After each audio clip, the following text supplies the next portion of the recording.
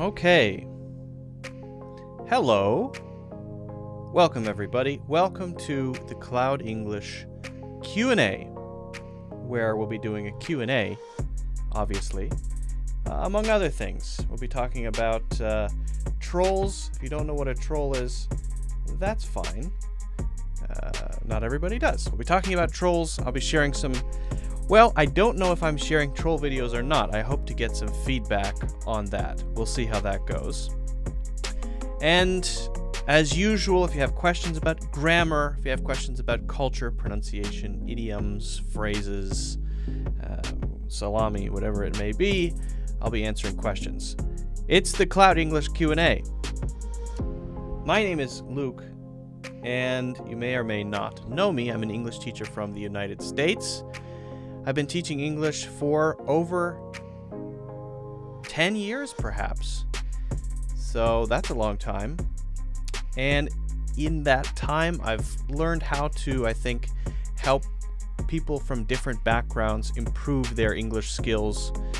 My courses have well over 100,000 students. So if you're interested in getting serious about your English, I would strongly recommend that you check out the courses.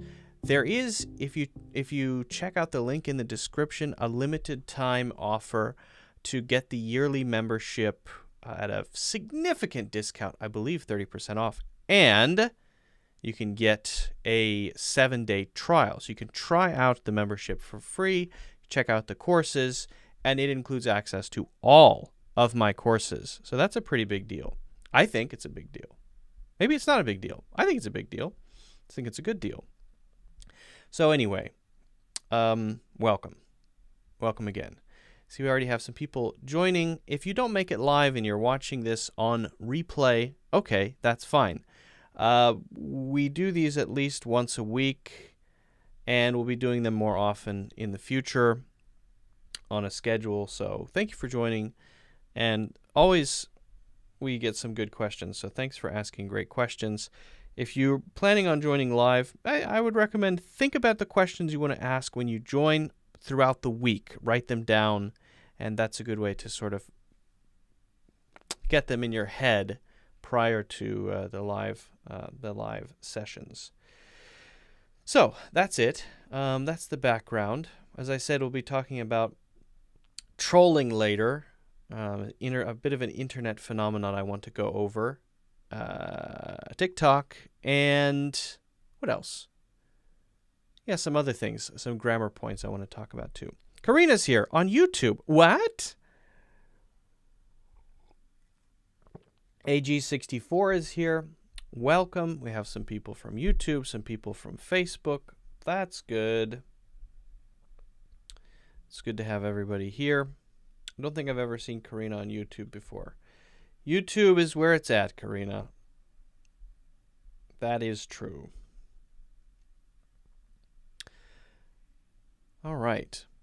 Well, as we wait for more people to join, I guess what we could do is just do a quick overview of the stuff coming up later this year. So later this year, I've been working on a set of courses for the last, let's see, 2 years, and this is a set of 9 courses, and I'm releasing them once a month, basically. So once a month, I'm releasing a new course. This will be included in the membership I talked about, and other places too. You can certainly check them out elsewhere. But basically, each month there will be a course approximately every month on a different focus. This month, I'll be releasing a course on how to learn English. So that is the methods, the strategies, the tips. It's not so focused on the what, it's more on the how. That's the focus of the course. Last month, it was the Advanced American English Pronunciation course. Next month, I'm pretty sure it's going to be the emails course. So looking forward to that. If you have any questions about that stuff, also just let me know. We can talk through it. If you have questions about which other courses are coming out, I'm more than happy to talk about that. Iman is here.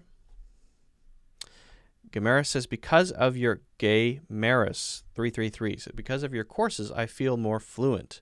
That's great to hear. Awesome. Shahin is here from Bangladesh. Good stuff. Struggling to go to the USA for work. Do you give me a favor by giving invitation letter to the USA that I can go there and grab work? Could you please let me know some information? Okay. Well, I can talk about that. I can't give you an invitation letter, but I can certainly talk about that.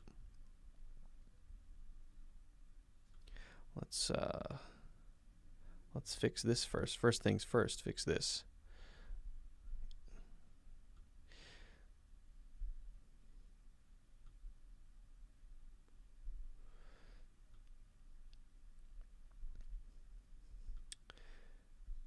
So Shahin wants to know about invitation letters for working in the United States. Now, is it easy to get one of those, to get a valid one of those? Not particularly. So the way that it works, and of course it changes over time, the way that it works is there are a few ways if you want to come to the United States and stay and work. There are a few ways to do it.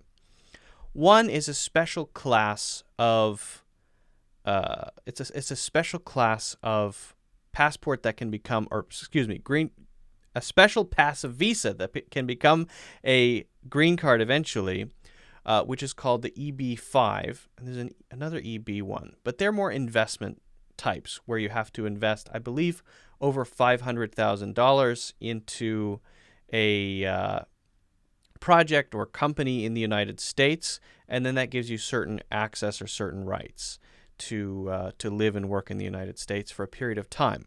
Still not super easy. Then there's the, of course, student visa, and I believe if you get a student visa to a university, then that can become a work visa if you get an offer from a company within a certain period of time. So it will extend or transfer over to the company if you get an offer from that company after you finish the education. My understanding is, though, you cannot work on a student visa while you're a student unless, and this is from memory, unless it's an internship. Then there's the standard work visa. Now, there are some requirements. So you can't just have one person you know in the United States write a letter and invite you over. That company has to meet certain criteria. They have to have a specific number of employees. This is the last time I researched it. They have to meet a few different requirements, a certain number of employees, certain size, and then, of course, you have to get the offer. So they have to see a reason to want to hire you above everyone else who's already here. Because actually, it's quite expensive and inconvenient to host someone in the United States as a worker for a company. There's a legal process, and it's financially kind of expensive. People do it. It happens all the time, but it's definitely a challenge to overcome. The other way would be to get a green card through marriage. So there's the work one. The work one, I believe it starts as a work visa and then can become a green card. If I'm not mistaken, it becomes a green card after a few years. I would have to check on that. For the marriage one, I know most about that one because I've done it myself. That doesn't mean I have a green card, but so I went through the entire process for my wife, who recently became a citizen. But the actual process of doing the green card is quite intensive. It starts off with a bunch of documentation to prove that your marriage is real. You have to have all your friends sign affidavits saying, yes, I've met them together. They're really married. They're really in love. And they have to do a bunch of that stuff, financial documentation. It's really complicated. So I would recommend, I know that there are people who try to say, oh, just get a fake marriage and try to come over on a green card. Do not do that, okay? Because you're signing up for something that's 5 to 7 years long, this process. And it's illegal. And do you really trust that person? I mean, you have to share financial information with each other and all kinds of personal documents. I think it would be almost impossible to fake it. So strongly recommend don't try that. However, if you meet someone, you fall in love and it's real, then that's a good way to do it. Certainly, that's what my wife is. She went through that process, and I did most of the paperwork. I would just say the paperwork is a lot. There's a lot of it. Then the process of getting citizenship is another whole thing. Very complicated, but worth it, I think. The main advantage being, obviously, you can work here, but once you become a citizen, then you have a United States passport. That makes travel quite a lot easier than maybe some other passports. So those are some of the different approaches. There's the EB-5 way, there's the student visa to work visa, there's getting a work visa offer invitation letter, and there's marriage. Of those, if you're going to go for one, I would say try to get a job and see, because if you've never been to the United States, you might. Actually, the first thing I would do is visit. You might not like it. A lot of people come over and realize, oh, this is not that great. And then they don't like it and they go home. So visit first. Then if you really want to come here, maybe try to get a job in a company in the United States. It's doable. Many people do it. It's just certainly challenging. So I hope that answers your question. Guys, if you haven't already done so, don't forget to hit the like button and subscribe, follow, of course, and check out my full courses in the links in the description. All right. Good luck. Shahin, good luck, good luck, good luck. Karina says, by the way, my 10-year-old son is taking your pronunciation course, and he says that you are amazing because it's so easy to understand everything. Thanks, Luke. Wow, that's great, Karina. What a nice comment. That's so nice. I appreciate that. Very kind.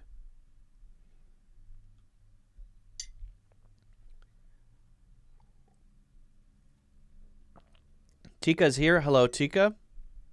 Manish or Manish? Hello. Guys, just as a reminder, we're here for the Q&A, of course. Question and answer. What's a better way to say it? Q&A or AMA? You guys care? AMA is Ask Me Anything. Q&A is Question and Answer. Which one of those is better? You tell me.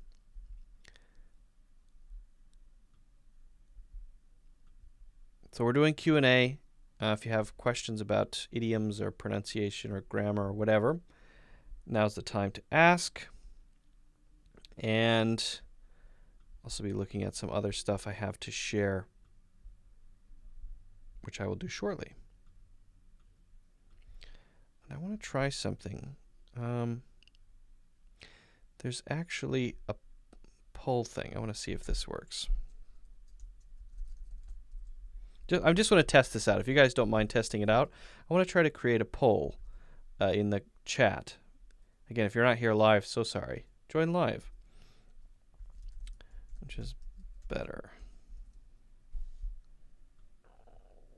And the options, Q&A.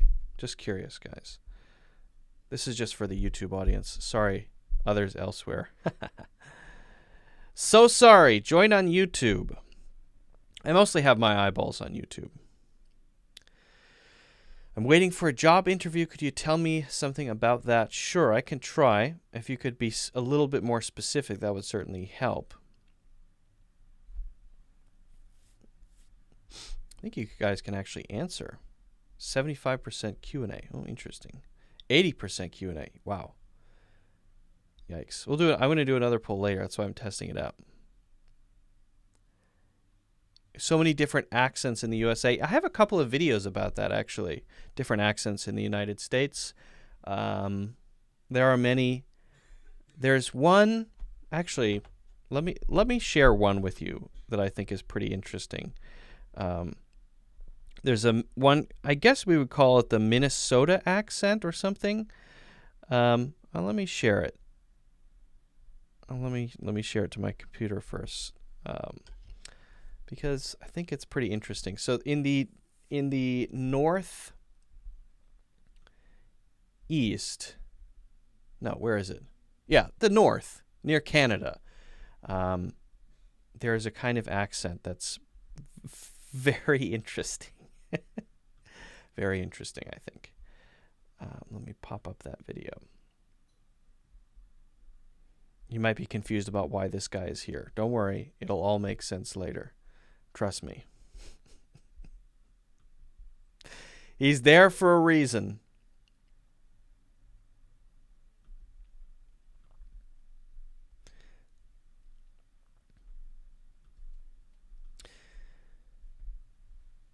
So, in the United States, there are many different ways of speaking. You will come across them when you watch movies or TV shows. If you visit the United States, you might notice, hey, wait a second.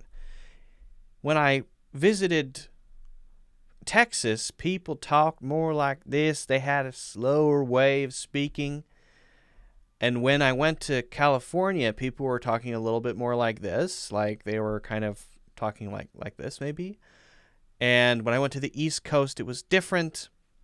What's going on? I thought American English was American English. No, there's so many different local dialects, and it's quite interesting to explore because when you explore dialects, you're exploring culture. Some are really different, like Cajun English, Appalachian English. We've talked about that on the channel before. And there's another one, a set of islands somewhere. I forget the name, but they have a very unique way of speaking. Well, I'd like to show you I guess you could call it either Wisconsin or Minnesota dialect. It's pretty strong. Now, the one we're going to look at is from a TikTok, a TikToker, a fairly well-known TikToker, who imitates her mother. It's actually not her real accent. I think it's where she comes from.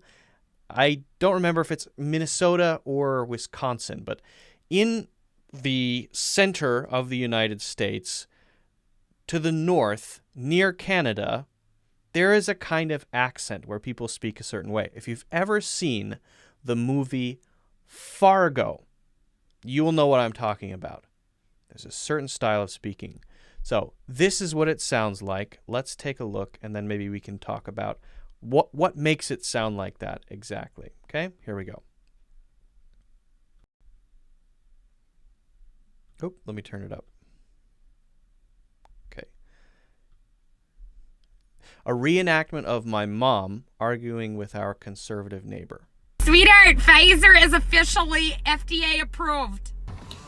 Hello, John. Are you going to get the COVID vaccine now that Pfizer is FDA approved? Yeah, that is really unfortunate. Look, seriously, it's not going to make you magnetic. Nope, you can't stick that to my head. Nope, that's not going to stick to my head because I'm not magnetic. They are not going to microchip you, John. What do you have to hide? You walk around every day in your front yard shirtless, showing off your eagle tattoo. No, I am not a sheep. I am a woman, and I am sick of your attitude. Get your COVID vaccine so I can go back to my in-person pottery classes. Love you. Classes. What is this? What is this dialect? What is going on here? Well, the way I like to explore dialects is to try to do them a little bit myself, even if they're not good, just to sort of understand the sounds, to listen and see if I can kind of copy it. So you might notice there's something different going on with the nose, and things are stretched out in a unique way. When she says how I would say John, she says it totally different. John. It's very different. Let's see how she says it. Pfizer is FDA approved. Yeah, that is really unfortunate. Look, seriously, it's not going to make you magnetic. Nope, you can't stick that to my head. Magnetic. Magnetic. Oh, so there's like a little Y sound there. Magnetic. magnetic. Hello, John. Hello, Jan. Jan. There's definitely more nasally. There's a lot of air coming through the nose. When I would say John, John, John, John, John, John, a lot of it's happening in my mouth, but if I make more air go through my nose and stretch my mouth wider, then it sounds like Jan, Jan. Hello, Jan. Hello, John. Are you going to get the COVID vaccine now that Pfizer is FDA approved? Okay, COVID, COVID. Ah, there's a W in there too. It's like a instead of how I would say it, COVID. COVID, COVID. Huh? Vaccine now that Pfizer is... Are you going to get the COVID vaccine? COVID. So it's a little bit longer. It's more stretched now out. That Pfizer is FDA approved. Approved. Yeah, that is really unfortunate. Unfortunate. Instead of or, it's an Unfortunate. Look, seriously, it's not going to make you magnetic. Nope, you can't stick that to my head. Magnetic. That's definitely a Y. There's a little magnetic. Magnetic. It's not going to make you magnetic. It's not going to stick to my head because I'm not magnetic. They are not going to microchip you, John. The facial expression is great. What do you have to hide? You walk around every day in your front yard shirtless, showing off your eagle tattoo. No, I am not a sheep. I am a woman, and I am sick of your attitude. I like how she says sick as well. It's also a little Y there. Instead of sick, I would say sick. There's yeah. And yeah, and more. There's more of an A sound in this dialect. Little Y's and little W's at the beginnings of vowel sounds. Things stretched out longer and definitely more in the nose. Get your COVID vaccine so I can go back to my in-person pottery classes. And also O's seem to be changed to A's. Pottery, pattery. A long nasally A sound, an A like apple, instead of an sound. Pottery, pattery. Thank you so much, John, but let's get our head out of our ass. Great. Her TikTok is Kendallundrith, if you want to check her out. She has a lot of other stuff very similar to that. So the best way I know to get a sense for these different dialects, whether it's British English or American English or Canadian English or something very local, is just play around with it, listen to it again and again, and see if you can make the same sounds. I mean, I certainly can't master it, but I can say magnetic, and now I can at least start to feel the differences. And why should I do that? Because the more aware I am of the different sounds, the better I can understand the language, no matter who is speaking.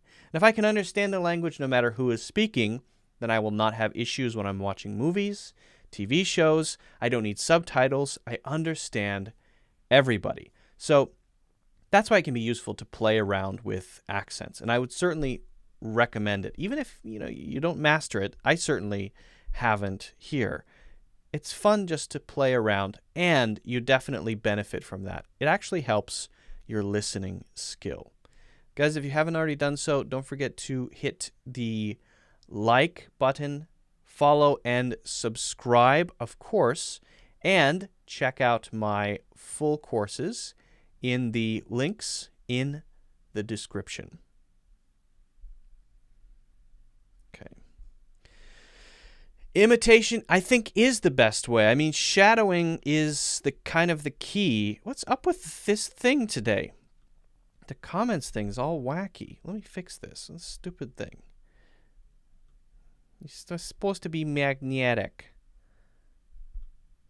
Why won't it be taller? What is wrong with it? What? I have to fix this. That's driving me crazy. Okay, I want it to be taller, not just wider. What?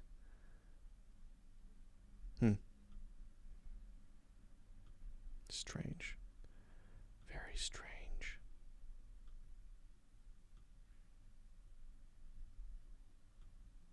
Oh well.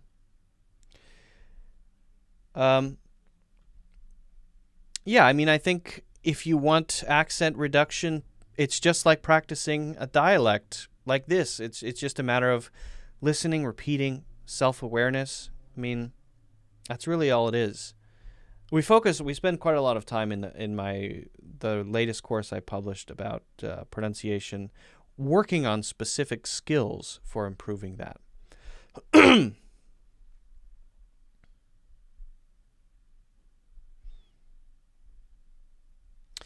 Oh, Tika's got a good one.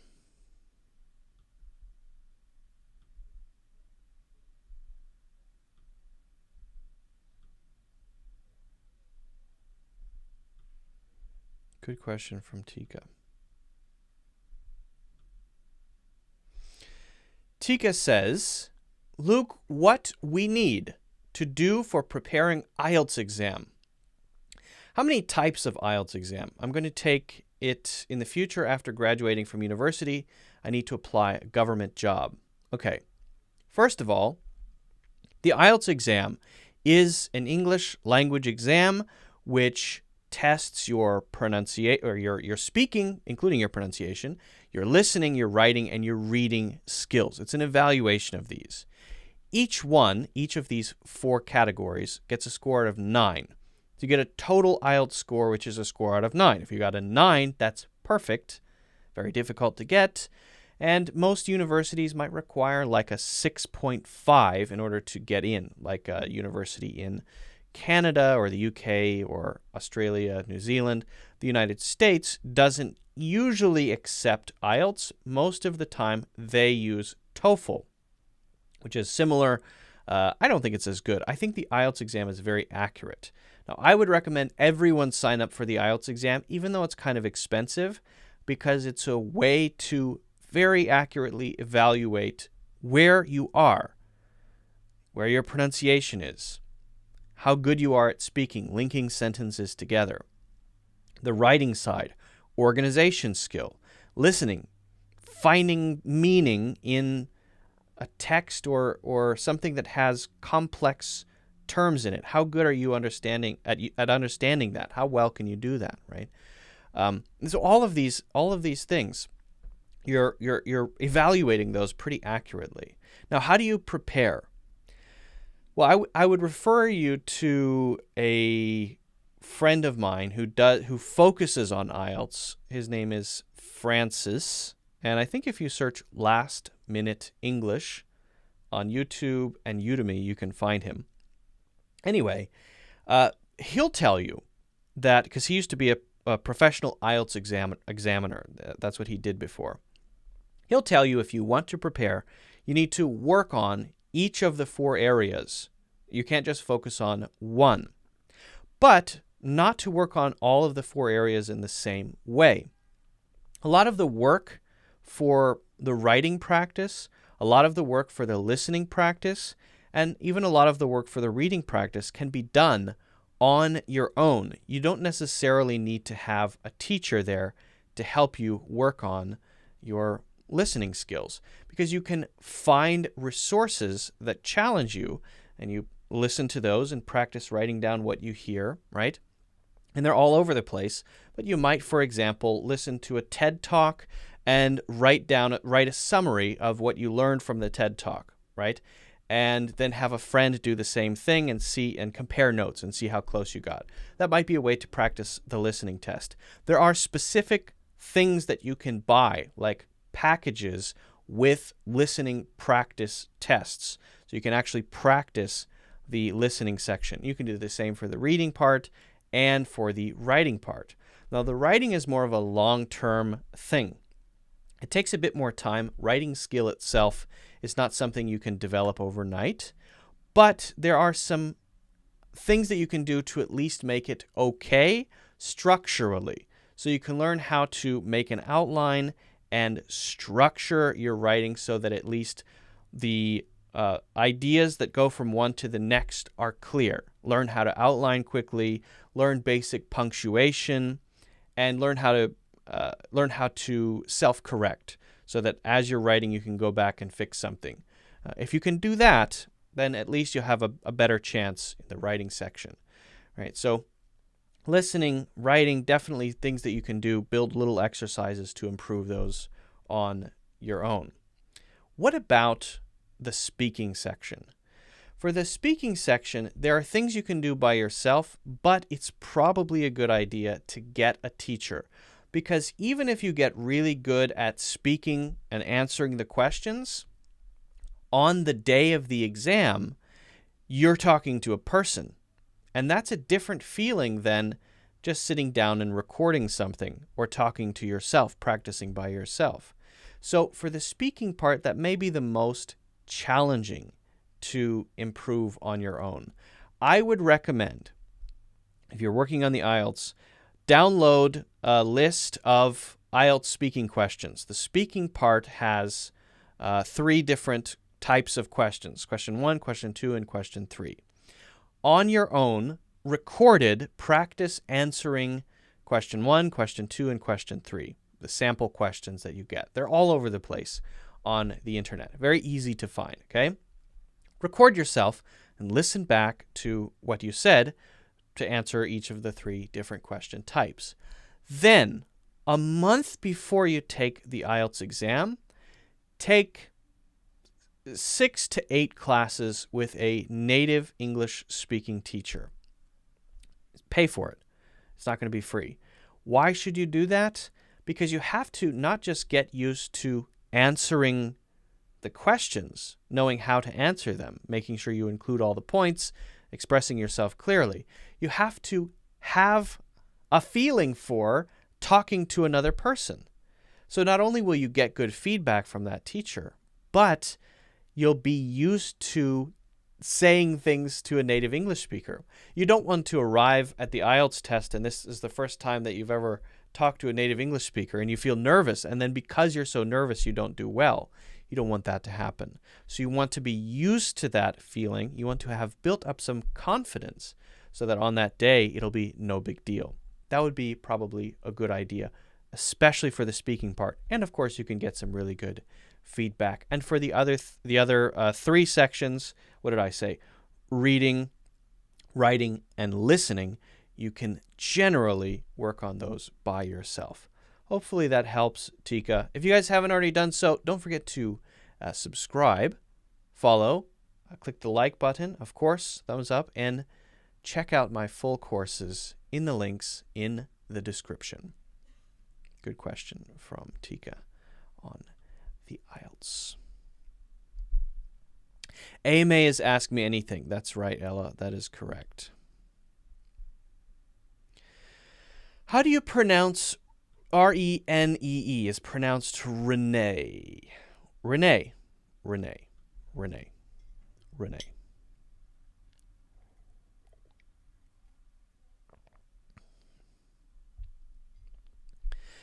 Scholarships. I'm final year student in linguistics, and you want to get a scholarship. Different universities are going to have different requirements. So it really depends on the university. You have to, and different scholarship programs, of course, as well. So each one is going to have a different requirement. I would say at the very least, though, you're going to have to write a letter to get the scholarship, and that has to be really well done. So I would say there, invest in making sure it's perfect. Get it proofread, get it edited by a professional, for sure. If there's any mistake in it, it reflects poorly on you. How can I find resources for the Toefl exam? I took it a couple months ago, but unfortunately I failed. I did pretty bad in the reading and listening section. I'm taking it again in a month. Well, I mean, the Toefl test is similar to the IELTS test, except it's actually more complicated. But the Toefl test,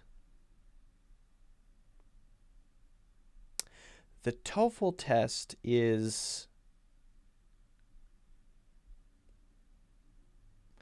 a little bit weird because it includes all of the other things that I mentioned in the IELTS test, the speaking and reading and writing, but it mixes it in a way that's kind of unnatural. So for example, in the speaking section of the TOEFL test, there are 6 question types. The first 2 are very simple. It's sort of just like, what's your opinion about this? But the other ones, you have to sometimes listen to a lecture and read something, or read something, a very long thing, and then speak on it. And so it's kind of mixed up. It's mixed up in a weird way. So I don't think it's a great exam. But if you have to take it, for example, like Amoa has to, then maybe the best thing you can do is find resources, even if you have to pay for them. Find sample tests, find sample IELTS or sample TOEFL tests, and practice them 2 to 3 times a day. If it's the reading section, so read the whole thing and then see if you can answer the questions. If not, why not? If it's the listening part, listen to the sample, the lecture or whatever they give you, and then see if you can answer the questions. If not, why not? And there are some basic things you can do to improve listening, to improve comprehension. One would be to make sure you're paying attention to keywords and ignoring things that don't matter. Like if you hear a description or a detail of something, but that's not the main topic or that's not the main idea of the sentence, then you can probably ignore it and focus on what is the main meaning that I heard there. Because if you focus on every single detail, sometimes you might miss that main meaning. And then the question is about the main meaning, but you didn't get the main meaning because you were focused on the details. So you have to be able to, you have to know when to ignore things. That's a really important skill. And when it comes to writing, there's a really good book that can help you write sentences simply and clearly. It's called The Elements of Style by Strunk and White. The Elements of Style. And that book is a really good book for learning how to write simply, but simply and very clearly. And it's about that long. It's a very short book. It's a great way to improve. In addition to downloading some sample questions and practicing your outlining, and based on those outlines, simple answers to questions according to the guidelines of TOEFL. So those practice test books that you can buy are actually worth it. They can help you quite a lot, because half of the battle is not just your English skill. Half of the battle is feeling comfortable with the format of the test. That's true for IELTS. It's true for TOEFL. Just getting comfortable with the format. Because if you're not comfortable, then that's going to kill your score when actually your English is better than that. So you don't want that to kill your score if you're feeling nervous just because you're not used to the format. So that's how those practice books can help you.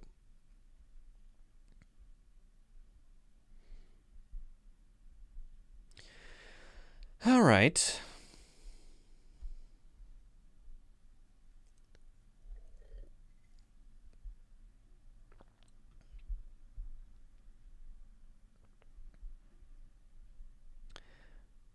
The results for the poll are in.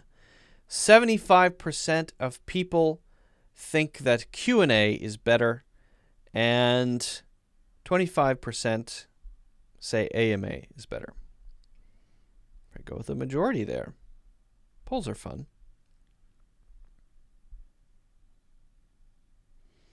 Well, I want to share something. Can you guys see the results?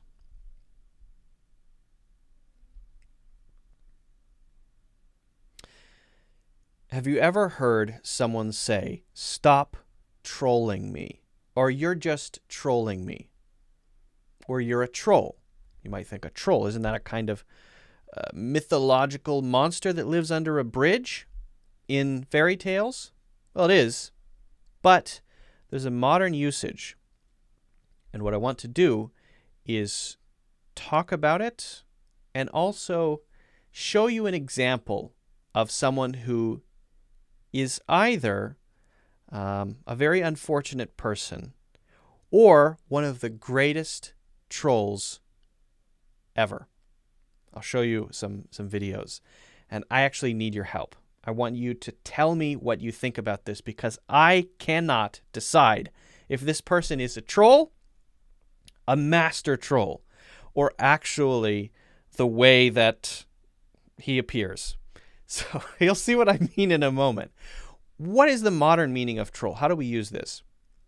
This is something that came out of online forums like Reddit, Twitter, YouTube comments, where someone is engaging with others online for the sole purpose of frustrating other people, angering other people, irritating other people, deceiving other people for their own pleasure, their own enjoyment. They like it. So if you're trolling someone online, it's kind of seen as mean-spirited, but also it's a brand of humor. So it's a type of humor for those who are watching the whole thing, right? But it might be mean-spirited toward the person who is being trolled. They're getting very upset because someone is engaging in the comments with them and confusing them and saying ridiculous things. It's making them very angry. And that person is upset. The troll is very satisfied because they're upsetting this person, and that's how they get their kicks, and everyone else kind of just gets to watch. It's a modern phenomenon, and it has a kind of negative characteristic, but I see the positive in it, is that it's a subtle game, because some people are really good at it, where you don't know, do they actually mean that? If they actually mean that, wow. If they're actually serious, wow. Or is this all just a joke? Are they just trolling? Again, trolling means they're not really like that. They don't really mean that. They're just doing it for their own amusement. Okay. So that's a little background information. And we say things like, stop trolling me. I'm just trolling you. He is a troll. Are you trolling us? We got trolled.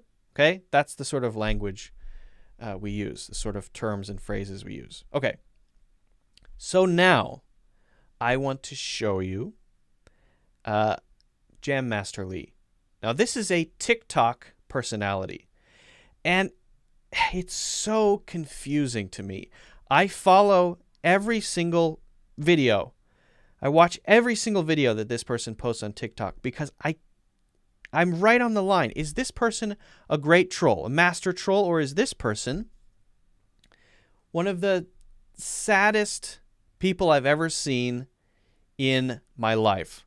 I'm going to show you a couple videos, and I don't know if you feel the same way as me. It's just so fascinating to me because everyone in the comments, I'm not alone, feels very similar. Many people comment the same thing. They think this person might be a troll, but some people think this person is real. Real? Troll? I'm not sure. So I'm going to be asking you to weigh in and let me know what you think. But first, let's check out a few of Jam Master Lee's videos. He tends to talk about Bitcoin and cryptocurrencies. That's kind of his thing. But he's always... I'll show you in a second. He's always buying at the top and selling at the bottom. He's always losing. He never makes money on his investments. He's always just made the worst decision of his life. And there's this mythical person called Bitcoin Bill. And I don't know, he talks about Bitcoin Bill like everyone in the audience will know who Bitcoin Bill is. I don't know who Bitcoin Bill is. He's like, yeah, Bitcoin Bill told me. Who's Bitcoin Bill? Who is this person? It's his friend, but he doesn't say who his friend is. And his body language is so defeated, is the only way I can describe it. Someone who's confident about life, stands up straight and talks. His eyebrows are like this, and he's always sighing. And you hear a lot of phrases like, I don't know, man, geez, oh, God. That sort of very defeated language. It seems like he's, just lost everything. Except every day it's a new one. So anyway, let's let's check out a few videos from Jam Master Lee on TikTok. Okay, there's another lady. Here we go. We won't watch the whole thing. Oh, and yeah, here's another thing. Who just posted TikTok in bed like this without a shirt on? Who does that? Coiners, hello. Wow. Dip City, huh? I guess on a positive note, I haven't done terribly in this particular part. I mean, obviously levering the top was, I guess, a not surprising yet amazingly stupid move, but I sold a bunch at 3,500 ETH, and I rolled some purchases into some other NFTs and such that are doing well. So it could be a lot worse, but it's definitely not good. Okay, so you see his body language. His eyebrows are kind of knitted and up, and he's talking about how he's always talking about leveraging, which he's using debt to buy cryptocurrency. In this case, he's talking about Ether. Okay, let's check out another one here. Yo, coiners, what's up? All right. It has been some of the hardest. Well, you guys know. Of course, it's been hard. I don't. I that don't last know. Mistake. That was bad. What was bad? I started reading a book on trading psychology, and I'm doing this for me, I guess. I want to record every day and track my progress on how well I can stick to my rules. Because what's been happening is I've been sticking to a certain set of rules, and at the very last second I change them drastically and catastrophically, and that's caused a lot of pain. He always says that. He says, I have these... I think he's like an addict, a crypto addict, where he'll always buy at the wrong times, and then he'll come on and say the terrible things that he did, where he'll say that he bought at the top and then waited until it went way down and then sold. Or as he just said, I have these rules, but then I always break them at the last second. It's just the worst possible things that you could do. And he always does them. So I'm reading through this trading psychology book. I feel like it's good. But every day I'm going to try to post now and talk about how well I stuck to my rules. And Great. So I'm not going to tell you what the rules are exactly, but I'll only tell you that I stuck to them or I didn't stick to them. Okay. Not very detailed, not very specific. He's got, The other thing is, he talks, it's like his TikToks don't get very many views, like maybe a few hundred at the most, which I think is not a lot for a lot of TikTokers.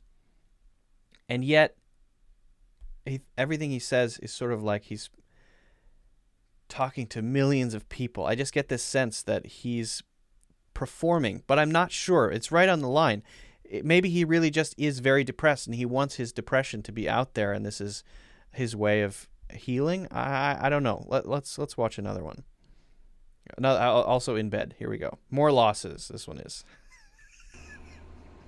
And here's another thing. If this guy's for real, I should feel bad for him, right? I mean, I have empathy for people, but all I want is for this person to fail more. I don't know why. I think if he's a genius troll, then that's the kind of thing that he's inspiring in the audience, is to create this pathetic character who makes people want him to fail because it's entertaining when he talks about it. Hey, coiners, guys. It's bad. Yeah. I levered pretty hard at the top. Of course. I just thought at 52,000, I thought it was going to go. I did what I, once again, said I wasn't going to do. I just thought, I need to listen to Bitcoin Bill, and he levered hard at the top. The day before this thing crashed 25%. I didn't get liquidated, but I took some losses. I mean, I made some good... I'm trying to figure out, like, how bad was it, like... The thing is, I'm still kind of... I have leverage still, and it's like, I don't know if this thing's going to recover. Yeah. I think it will. I think I think we'll see 50,000 again before it drops. He's talking about the price of Bitcoin. This other aspect of it is this Bitcoin Bill character. So Bitcoin Bill is this person who always seems to be making tons of money, but if he follows Bitcoin Bill so carefully, and Bitcoin Bill is making a ton of money, how is he, if he follows him so closely, always losing and always failing and never actually making good investments? He's following this genius who's making lots of money. Maybe a fictional person. I don't know. Bitcoin Bill. So what's the issue? Just do what Bitcoin Bill does exactly. All right, one more of these. By the way, I really want to know what you guys think about this, so I'm going to put up a poll. So we're doing this live. I'm going to say, is this a troll? Question mark. Yes, no, and then a third option will do I don't know. Okay. If someone can find out who Bitcoin Bill is, please let me know. I'm asking the community. Poll is up. Let me know what you think. All right. So let's watch one more. Let's watch one more video with Jam Master Lee. Here we go. Gotta stick with Bill, this one's called. Bitcoin Bill. Coiners, what's up, man? Yo, I just got done hanging out with Bitcoin Bill. He's doing so much better than me. He's making so much better decisions. And I just realized I'm caught up in this coin, man. I got all my wealth in it. And it's just so weird and surreal, like, to have your life decided by a candle, you know? Green candle, you live. Red candle, you die. Just so wrapped up in it, man. And I'm afraid, and then I get excited, and I just keep making, I don't want to say wrong moves, but like not like the best. I mean, I've gained definitely out of all this, but like for example, I have a lot of Aave, and Aave hasn't really pumped along with this, but it probably will catch up. But it's right. like, I think there's just something about, I think the thing that makes it seem real is that he's so specific about which coins he's getting into. That's very realistic, what he's investing in. It seems so real. But then the whole picture is, I don't think I've ever seen someone who's so kind of defeated by life, where he seems to say one moment, I don't know what's going on. I don't know what this is. I'm way down. It's just so baffling to me. It's so confusing. So my question to you is this guy a troll creating one of the most subtle, genius trolls for a very small audience, by the way, on TikTok? Or is this a man who is just very negative and makes poor investment decisions in general and likes to make that public for all to see for some strange reason, thinks that will be good content? I need to know.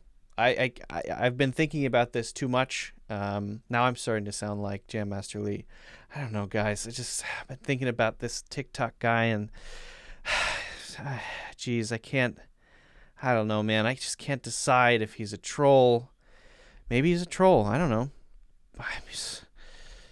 Maybe he's real. I just feel like, I don't know. Man, that's a major lack of confidence. Or maybe a great actor who deserves a TikTok Oscar. Anyway, let me know what you think. If you haven't already done so, don't forget to subscribe. Don't forget to follow and hit the like button as well, or the thumbs up button. And also check out my full courses in the links in the description. One of the most fascinating TikTokers. All right. We got results coming in. Keep voting, keep voting, keep voting, keep voting. Don't forget to vote. This is on YouTube, by the way. All right. So far we have yes, no, and I don't know. 44% in the middle. I was hoping to resolve this. And now we have 30% yes, 30% no, and 40% I don't know. This is so confusing. Man, I don't know. I don't know, man. Can you do the phonetic course, please? I really like the way you teach American pronunciation. I want to know more. What do you mean by a phonetic course? Chayuken? What does that mean? He obviously knows what he's talking about, which makes him one of my favorite kind of trolls. Yes, that's the genius, is that he's knowledgeable about the topic. And it really inspires me to want to become a troll. I think is so genius. If that's what it is. 45%, I don't know. Great. Should have made this a yes or no poll. Amina says, teacher, do you provide group lessons via Zoom? I do not provide group lessons via Zoom, unfortunately. I don't really do any, individual teaching.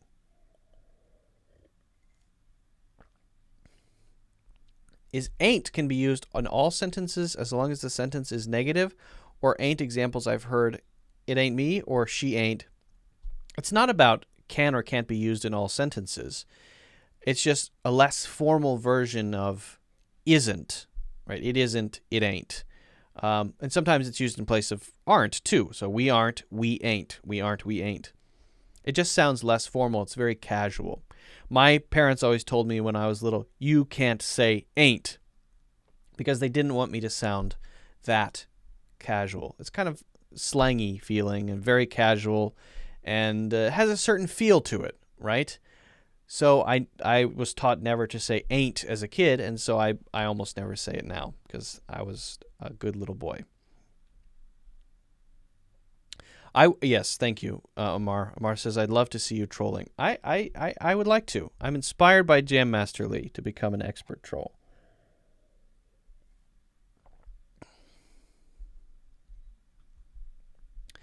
Well, I have a pronunciation course that I just launched. Chaikyen Ken. But if you want to learn phonetic symbols, you will never learn that from me. Chaiken says, pronunciation course with phonetic symbols, maybe, is what you want to learn. So, should you learn pronunciation with phonetic symbols? Some people find them useful. You will never learn phonetic symbols from me. I'm very against them. In fact, I'm very against learning English academically. If you want to learn English literature, that's a different story. But if you want to learn the language so that you can use it well, you're not going to get ahead by focusing on the academic side. You're going to get ahead by focusing on the usage side. Daily usage, practicing it, speaking it, use it to persuade people, use it to convince people of things, use it to make jokes and be humorous and show your personality. Read and watch TV shows. Immerse yourself in the real language. Write a blog, start a YouTube channel. Have as many conversations as you can. Join a book club. Get engaged in your interests in the language. If you do those things, including practicing pronunciation, developing your listening, your awareness, your ability to hear the differences between sounds, if you do these things, all of these things together, and you make it part of your lifestyle, your English is going to improve 100%. If you spend your time focusing on academic English, let's learn about the structure of sentences grammatically from an academic point of view. Let's learn about the phonetic symbols. You're very likely to gain an academic understanding of English, but you will not automatically then become a good English speaker, someone who can use the language well. I know quite a few people who were English majors in university, non-native English speakers who studied it as their major, who had terrible English. Unbelievable. They could grammatically check your sentences for you, but couldn't speak. Barely. Amazing. Languages are meant to be learned from other human beings in context. And your brain is geared, built for absorbing grammar. So if you want to learn grammar, you learn it by example, through pattern, through repetition and pattern, playing with the grammar yourself, with sentences yourself, not necessarily learning a bunch of rules, but seeing 10 different sentences with similar grammar, practicing them, a few of them in a similar way, with the same basic structure, and then getting a feeling for it, and then trying it out in a conversation or in a Reddit forum, writing sentences and seeing if people can understand you clearly, right? That's how language is learned. Phonetic symbols, is it better to see a symbol that represents a sound and say, oh, that's that sound? Or is it better to develop your ear and then be able to say it naturally? Obviously, the second one is better. If you have a symbol there, that is not the sound. All you're doing is adding complexity to a simple problem. And it's not going to, by the way, improve your listening. If you watch movies, phonetic symbols is not going to help you understand natural native speech. It's not going to help you really do anything except maybe memorize the different sounds of the language. But who cares if you memorize the different sounds of the language? What you have to do is develop your ear so that when you hear a sound, the difference between ah and ah, and then you can make that sound with your mouth, ah, ah, ah, ah, and then use it when you say a word, use that in a sentence, use it in a conversation. So one helps you and one doesn't, right? The one that doesn't is the symbol. The symbol doesn't tell you what to do with your mouth.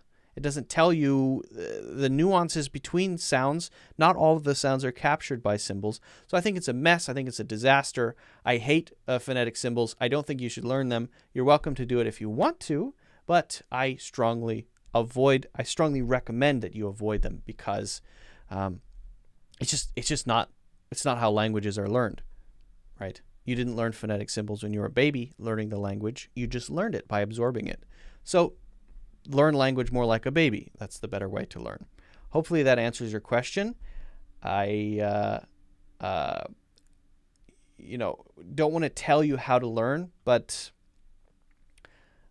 I've seen over 10 years of teaching English kind of what works and what doesn't work. The people who become successful and those who don't.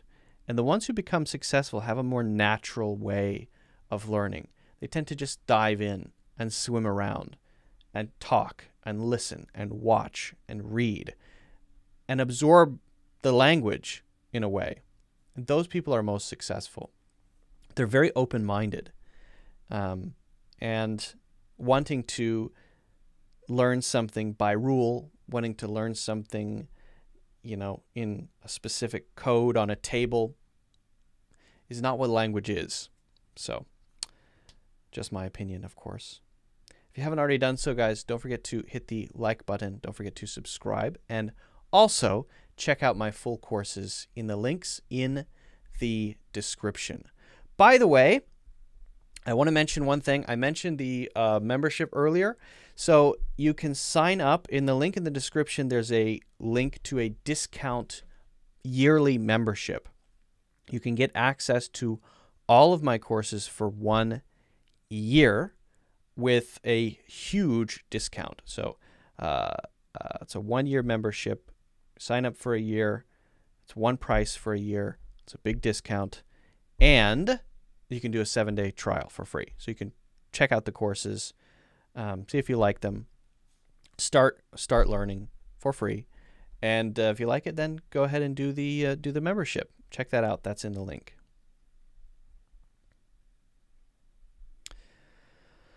Okay. Naomi's got to go very quickly. Hello, Naomi. What does nurse shortage mean? That means there are not enough nurses. Isn't phonetics about homophones and homographs? It depends on how you define it. Phonetic is really just connected to sounds. So phonetics is related to the sounds of the language. the symbols are a way of representing the sounds. And that's the part that I would push back against studying.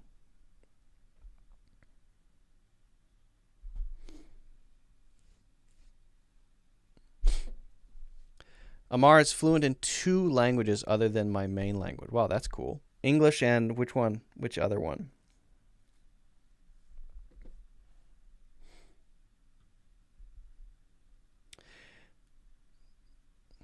Amar, do you want to... I'd love to learn more about your methods. If you're ever up for doing like hopping on a call and talking about some of your experiences, that would be very cool. You're welcome to. I'd like to hear from you. Let me know if you're up for it. Even right now, if you want to. Don't want to put you on the spot. What about English? Your English is good too. I have one problem in English speaking. What should I say? Has and have.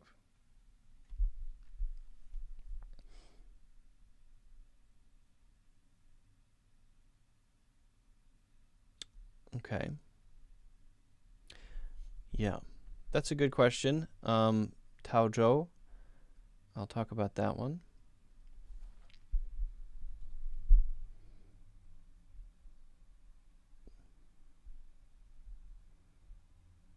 So the final results for, yeah, let me know. Maybe next time. Love to chat about your language learning strategies. That'd be awesome.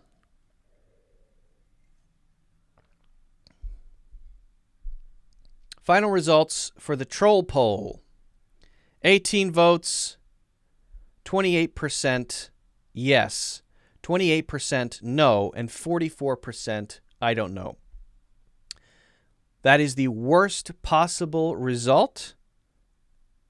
Very disappointing. And that thanks a lot, guys. I mean, I was trying to resolve this and figure out if this person is genuine or an actor. And now there's just no conclusion. It's not particularly satisfying. Well, thanks for responding anyway. I appreciate it, guys. I really do. End poll. The poll function is cool. I like that.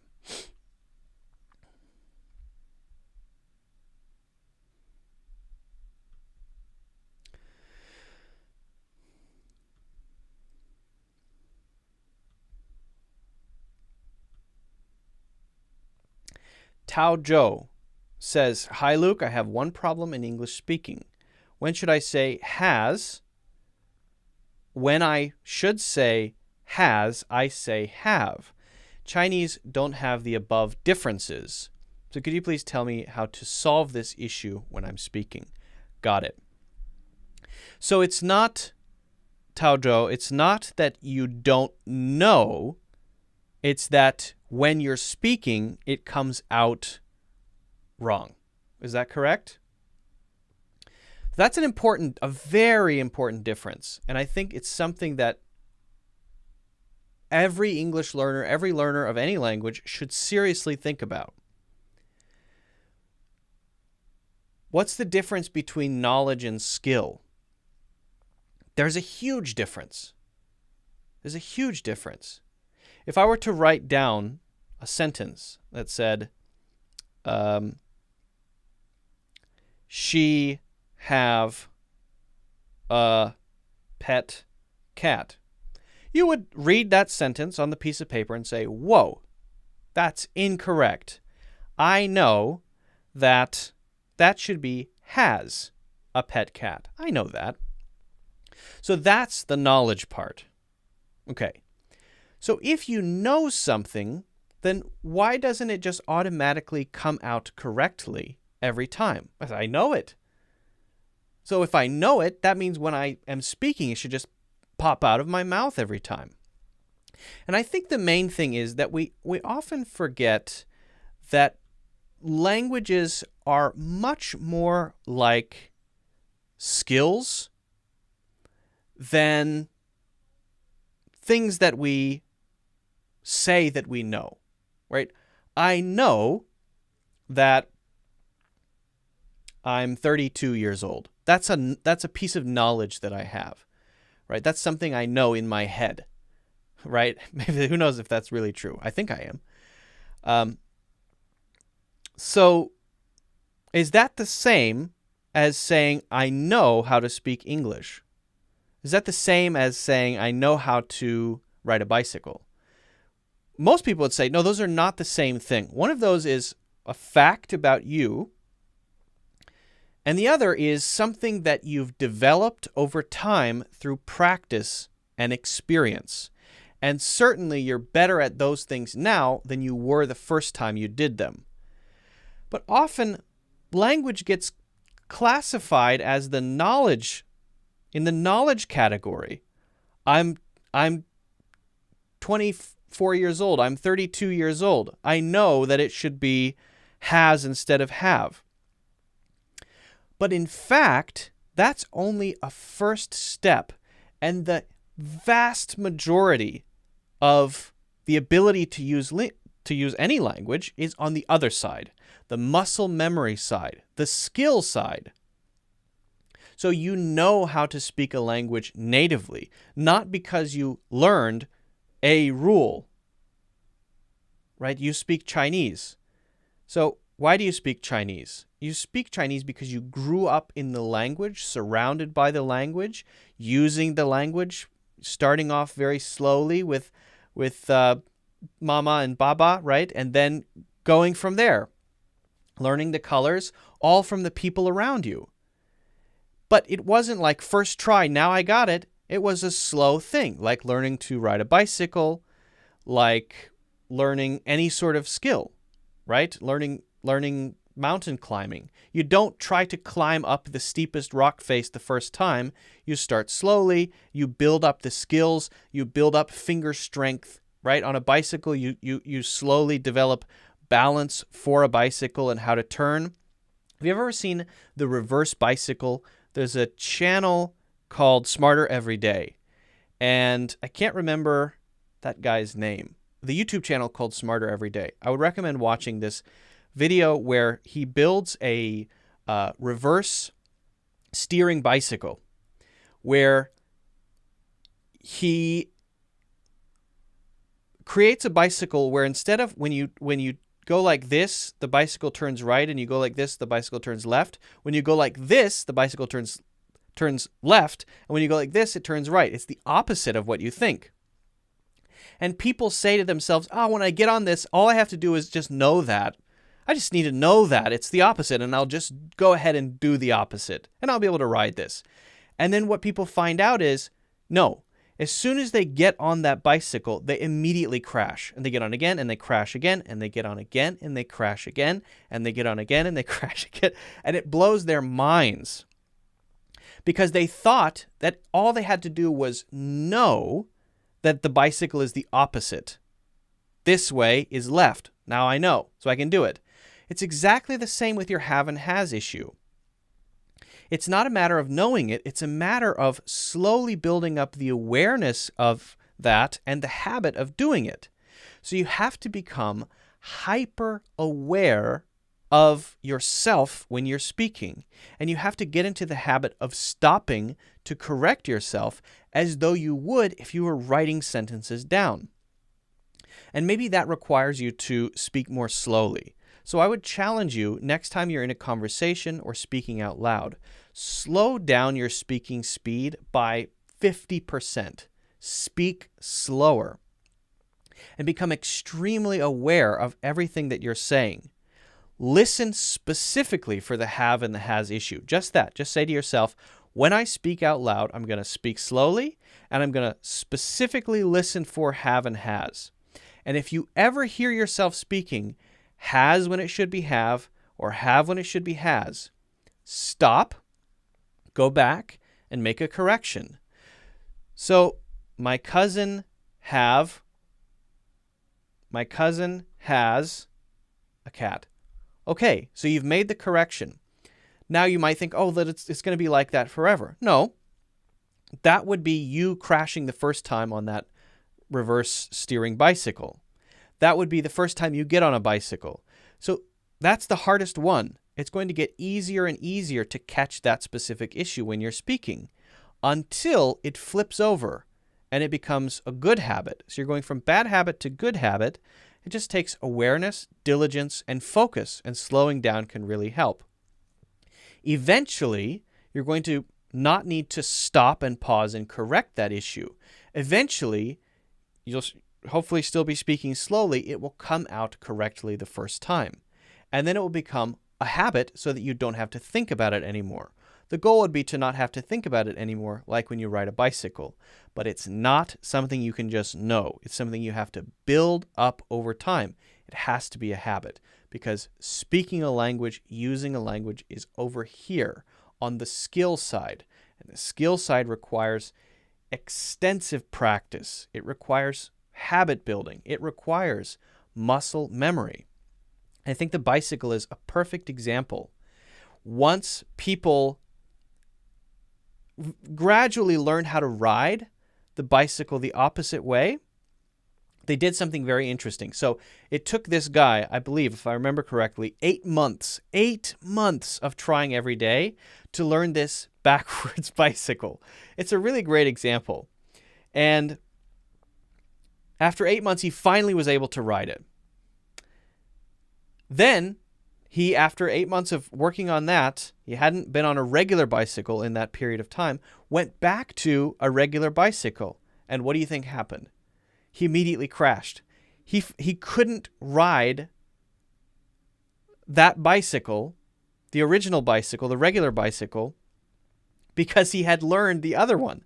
So once you develop the habit correctly to have the right way the first time, then it won't come out wrong anymore. And it will sound strange to you when you hear other people do it. And you won't even be able to make the mistake anymore, right? Like that guy forgot to ride a regular bicycle. He forgot how to do it. It's like there's a slot in your brain for that thing. And right now it's it's the backwards bicycle. It's wrong. And you need to relearn. But it's really going to take diligence, practice, focus, and awareness. So I hope that helps. I hope that example works. It might be worth in a future video actually sharing that video and looking at that bicycle example, because I think it really is a good one. If you guys haven't already done so, don't forget to click the like button. Don't forget to subscribe, of course, and check out my full courses in the links in the description. And one thing that I've learned making videos, I have to be very aware when I'm speaking, because just 5 years ago I was not able to speak on camera without bumbling and not knowing what I was saying. It's just a matter of practicing and trying to be aware, and still I have a long way to go. But I'm always working on that. It's the same exact thing for me. I'm trying to reduce the number of mistakes I make when I'm speaking, the number of times I repeat something that shouldn't be repeated, the number of times I use an to reduce that. I'm trying to be aware of that. It's all stuff to think about and focus on, but you don't want to try to focus on everything. You want to start small, start simple. Say, okay, have and has, that's my main issue. That's a starting point. Work on that first. Work on the ums and the uhs. That's what I did, and that really helped me reduce my because I was doing it a lot before. If you go back and watch some of my older videos, you'll see many more ums and uhs for sure.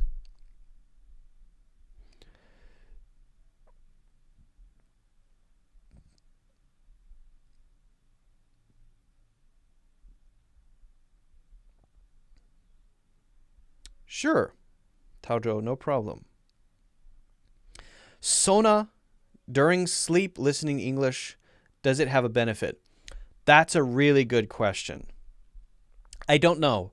I have not done the research on whether or not listening to English while you sleep is a good idea. That's a really good question. Alejandro, hello. Hey, greetings. Hello. Yeah, it's a really good question. I'm sure there's research about it. I'm sure someone has researched it. I just haven't looked into it. That's actually a really good topic for a video, but I couldn't tell you off the top of my head. Let me write down that as an idea to talk about in another video.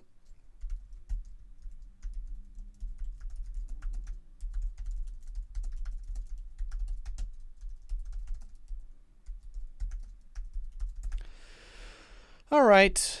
Greetings, Alejandro.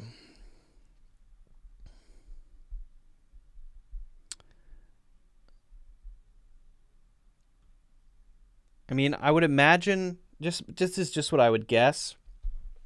I would say you might get the, so there is evidence that you soak in the sounds of the language by listening passively to the radio and movies and video. So, when I first moved to China, if you asked me to listen to, okay, is that Chinese or Korean, for example, I had no idea because I had never learned a single word of Chinese before going to China. So I wasn't able to distinguish the sounds. But after a few months, just hearing Chinese around me all the time, passively, I was able to separate the sounds. At least I could say, okay, that's Chinese, right? I know that might sound crazy, but other languages, many people won't be able to identify the differences between Portuguese and Spanish. They sound the same, but actually if you are around one of them more, then you realize, oh, okay, that's the Spanish one. Okay, that's Portuguese. You can identify them. So that's the kind of soaking part where it's in your brain and you're getting used to the sounds. That doesn't necessarily make you good at the language. So if you're listening to it and sleeping, it's coming in, right? You're hearing the sound, so it can't hurt. Probably, maybe it can. I don't know, but I don't think it would hurt. Would it make you a better speaker? Maybe long term, just having sort of a background sense of the language, maybe long term it would, but as an immediate way to improve your English, I would say my guess would be probably not. But I have to also say I have not done the research on that, passive listening during sleep. Amar says, I've seen an episode of Brainiac some years ago about this whole listening sleeping thing. Okay, Amar, what was the answer to that? Do you remember?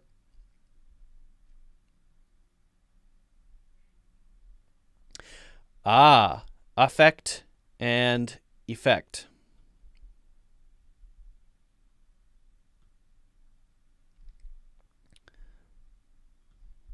That's a good one. Good question. I'm just searching a couple of examples so that I don't have to think of them off the top of my head. That's a good question, though.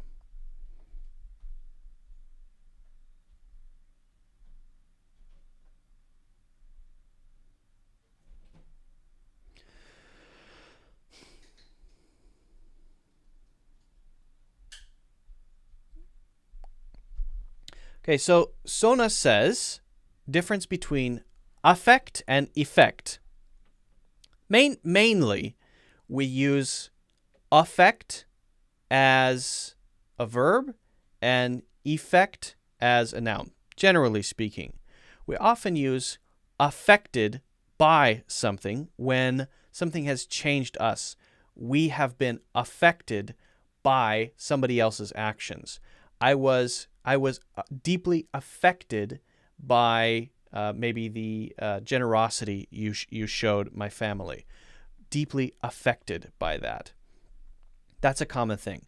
To effect something, or to have an effect, would be typically to use it as a noun, to have an effect. So what is the effect that you're going for? When you're giving a presentation, what effect are you going for? Oh, that was a really amazing effect. At the end of your presentation, you showed that video. It had a great effect on the audience. It affected them. It had a great effect on the audience. So generally, it's that difference.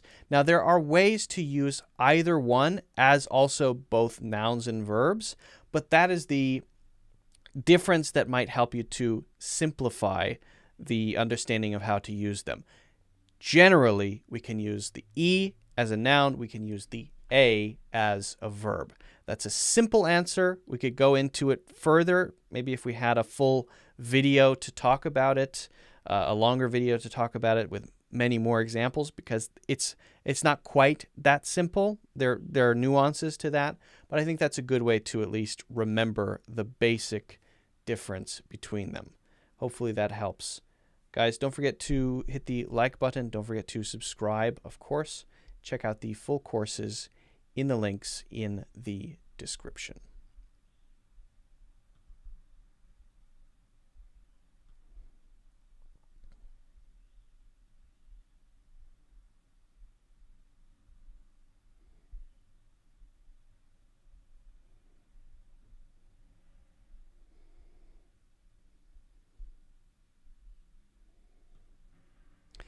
I owe part of my success on learning English when I used to listen to the podcast passively, sort of soaking it in subconsciously, says Mary McCain. Yeah. Soaking things in. Just having a background of the language, getting a feeling for it, it certainly can't hurt.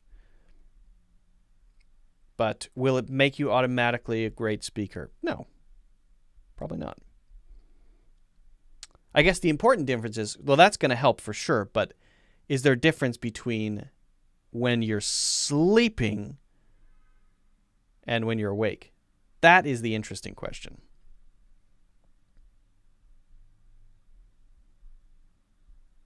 Amar says, according to the TV show that Amar watched, it is useless. Okay. So there you go. Again, I haven't researched it, so I have absolutely no idea. I have no idea. All right.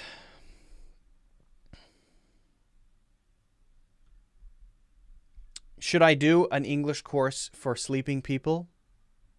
The course itself is 8 hours long exactly, and I'm just talking for 8 hours, and it's sort of like an ASMR sleeping course. Hello, everyone. Today we're going to be doing some sleeping English. Just relax and remember that there are no demons under your bed. Well, maybe there are. How about that? That would be I would wait 3 hours until you're definitely asleep, and then it would get really dark, so you'd be asleep. Then I'd bring out the demons and the monsters in the closet and all of the scary things and the spiders coming through your windows and out of your nose. That would be trolling. That would be funny for me.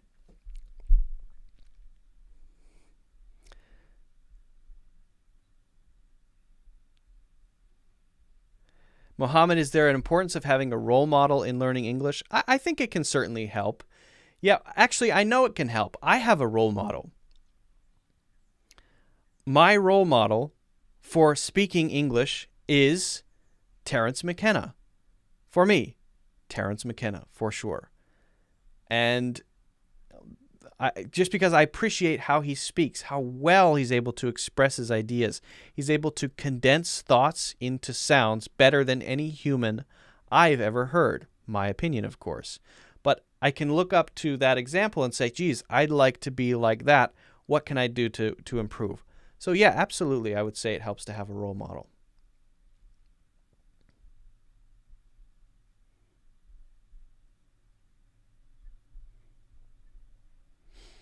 Amar, do you ever use any apps to learn practice languages like Duolingo, Rosetta Stone, or something?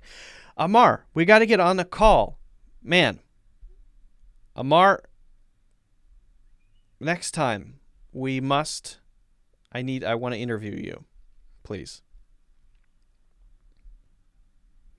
And you can answer people's questions. They can ask you directly. Seems like people have questions for Amar. I think people can tell that Amar's got not just a level of English. I mean, maybe Amar's a native English speaker. I don't know. But it's a level of English that's not like a normal understanding of English, but a sort of deeper level of the cultural nuances. I can't tell if Amar is a native English speaker or not based on how Amar interacts in the chat. Can't tell. I was dreaming as though I was speaking English fluently. Okay, having English dreams. Interesting. Very interesting.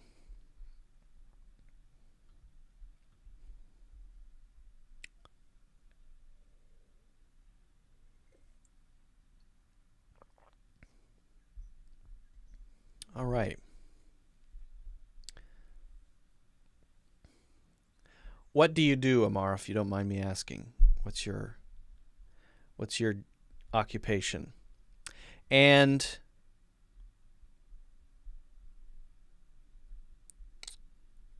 where are you? Which part of the world? If you don't mind me asking. I mean, if it's too personal, then don't tell me. It's fine. I'm just curious. Amar says, I'll promise to get on a call with you. No problem. It's just the time difference and work schedule. I get it. I understand. No problem. Luke, can you say the name of your role model again, please? Yes. I'll even spell it for you.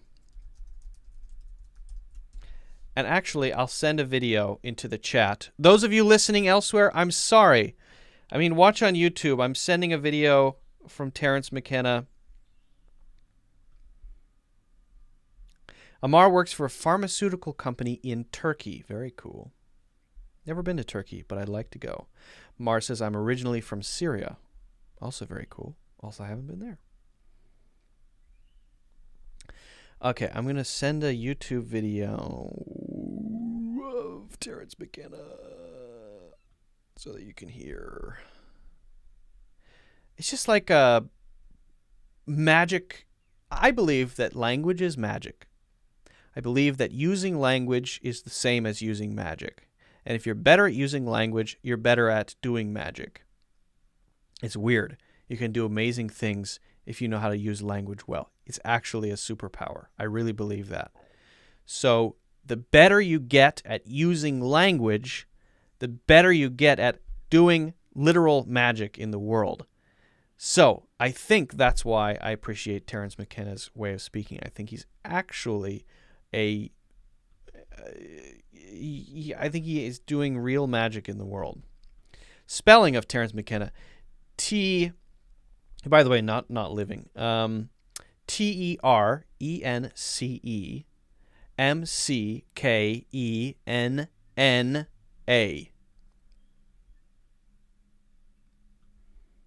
I'll spell that one more time. TERENCEMCKENNA.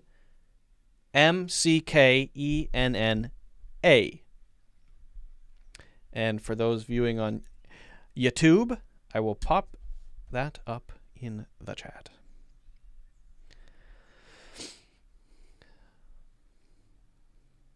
Thanks, Mary McCain. How did you know? Do you know Amar? Are you guys friends? Old friends?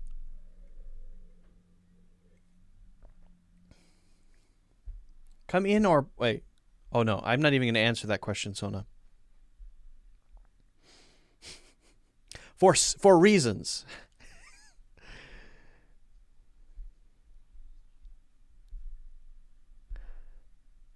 All right. Well, friends, neighbors, citizens, pilgrims, humans, I think we're going to call it a day today. Sure thing, Alejandro. It's getting late. It's time for I look down like I'm looking at a watch. There's no watch. I just looked down at my wrist for no reason. I think we're gonna call it a day today. Hey, let me know if you like watching TikToks and stuff together like we did today. Let me know. If not, let me know. No, don't let me know. Yes, do let me know. If you have any other things that we didn't get to cover that you want me to talk about, please share those in the chat or in the comments afterward. As usual, don't forget to hit the like button and subscribe, especially the like button. That really helps out the videos. Very helpful, more than you realize. And finally, I'll mention the link in the chat is to my courses. Those courses are available at a discount for the yearly membership. It's a good deal. It's a big discount on the yearly membership. You get access to all of my courses, and you can do a free trial, a 7-day trial, if you want to check them out and see if you like them. And if you don't like them, then you can cancel the trial. And that's a great way to support me as well. Okay? Thanks a lot, everybody. Have a great Friday. Have a fantastic weekend. I look forward to seeing you all next week. And take care. Take care, everybody. Have a good one. Yeah. Aleda, thank you. Thanks, Mary. Mohammed, sorry if I didn't get to your question. Ask it next week, okay? I will answer next week. Thanks, Amar. Much appreciated. We got to get on a call next time. See ya, everybody. Bye-bye. See ya. See ya. See ya. I'm gonna go play my anime guitars.